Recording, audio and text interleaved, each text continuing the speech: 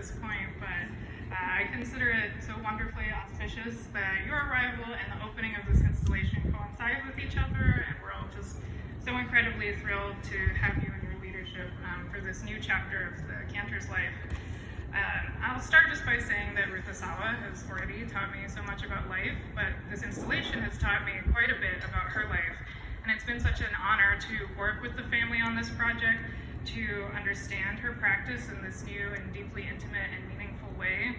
She's long been one of my all-time favorite artists, so being able to bring new dimensionality to our collective understanding of her practice is just such a thrill as a scholar and a curator.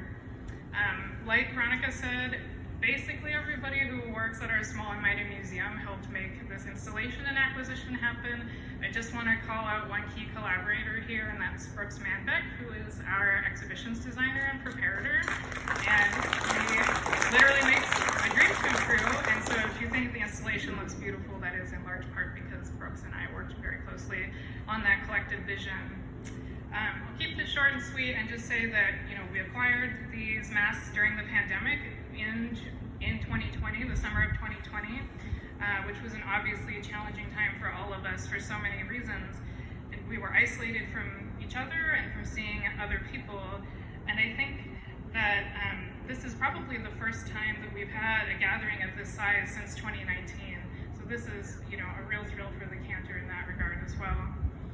In thinking about this installation, especially in the context of the pandemic, it reminds us that we are not alone, that in fact, we are each defined by our relationship to each other and by our communities.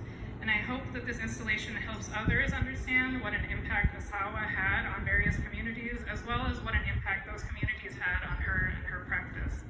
And I'll just end by saying that if the Cantor is in part defined by its relationship to all of you, our wonderful larger Bay Area arts community, then we are very lucky. So thank you for coming and celebrating this monumental installation with us. And now it's time to party. So.